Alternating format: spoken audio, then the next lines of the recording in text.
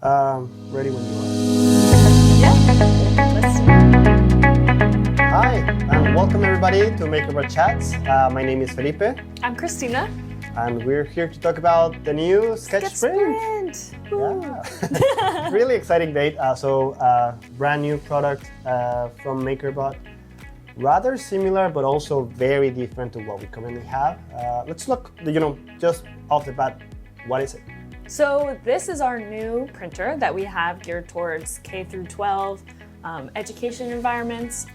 Super fast, super small, super quiet, and really great safety features that we've integrated into this printer. Yeah, I think in a nutshell, it's similar to the existing Sketch line as a whole, right? It has a single extruder. It'll work with PLA and tough PLA, but it has quite a few more features on it, starting with the speed. Also, the general ecosystem has been upgraded now, so we're using Digital Factory instead of the original cloud print. We'll talk more about that in a second.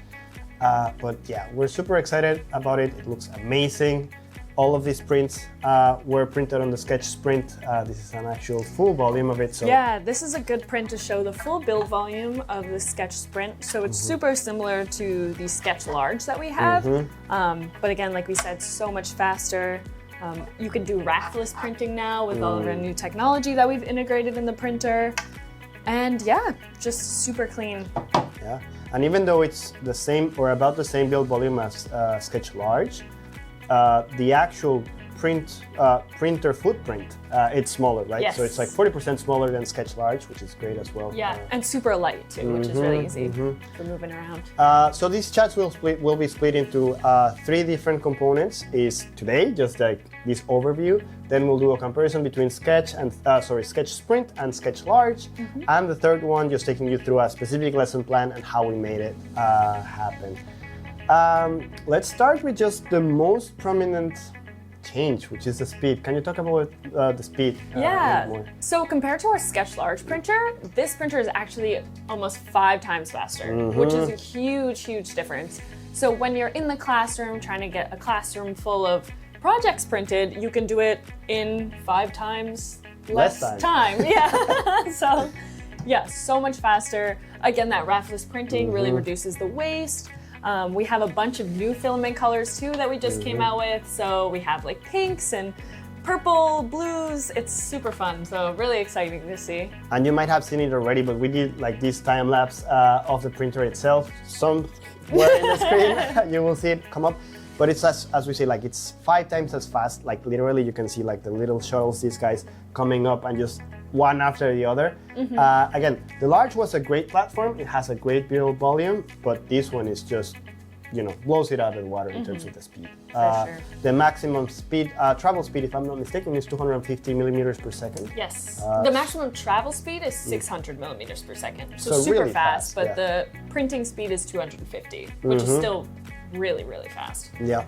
Go ahead. Oh yeah, some extra things that we have with this printer that's new is actually all of our safety features that we've integrated into the printer. So we have the fully enclosed build volume, which is great with kids kind of all around. We have a new feature actually, which is a pin code lock on the screen. So that kind of keeps only authorized users able to actually use the printer.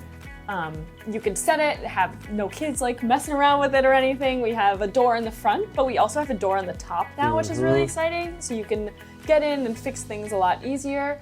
And we also have active filtration with this printer. So what we haven't had in the past, we have a HEPA filter and a carbon filter.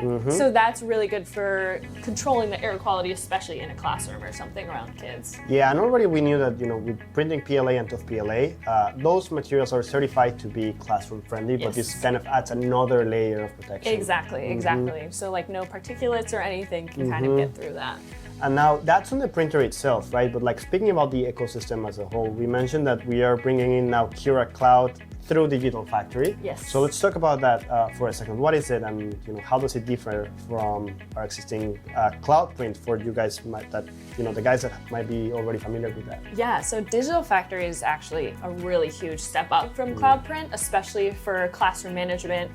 teachers can actually create a print submission link now where students can just send their files to their teacher without even needing an account. So that's really great for like student privacy.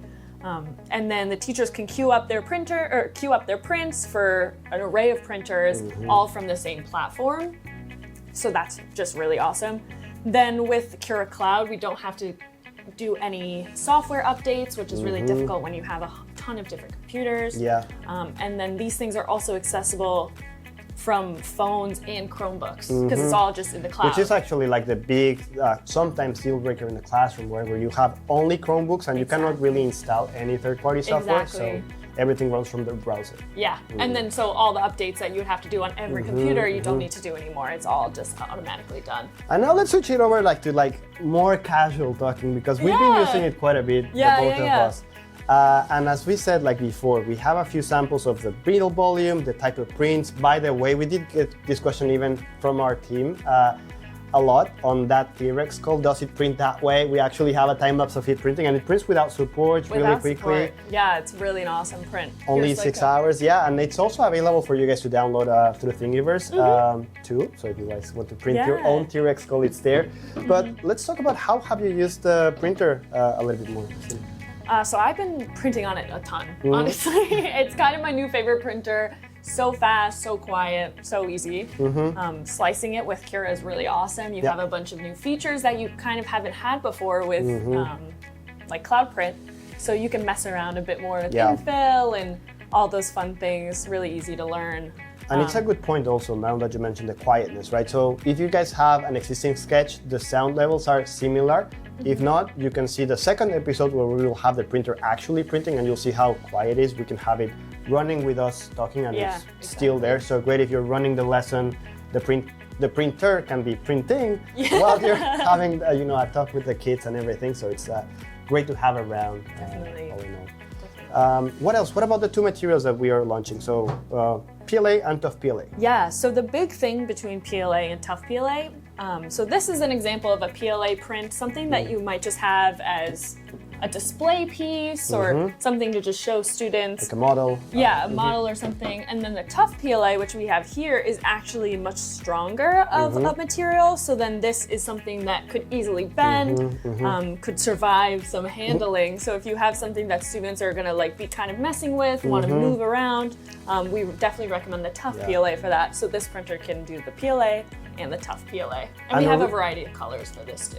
Originally, actually, Tough PLA was developed as a substitute for ABS, right? So the idea was how can we have a polymer that will perform similarly to ABS in terms of the strength of it. Also has great, as you were showing, flexible qualities to it. Yeah. So great for robotic applications, more complex assemblies, as you were commenting on. If you're just focusing on the different models and colors, PLA is a safe bet. Yeah. But if not, Tough for sure. Anything else before we start wrapping things up and move on to the next chapter of this all, which is a comparison? Yeah, I think that pretty much covers it. We'll definitely get into some more of the technical features and kind of what you can do with the printer soon. So and stay tuned. And if you have any more questions to us, we're always there at hello@makerbot.com. We are really happy to be sharing this printer. Let us know what your thoughts are. We'll be trying to feature as much of those as possible and answer as many questions as we can moving on. But for now, thank you so much for joining. Thank you, Christina. Yeah, thank you. And we'll see you guys in the next episode. Thank you. See you soon. Bye.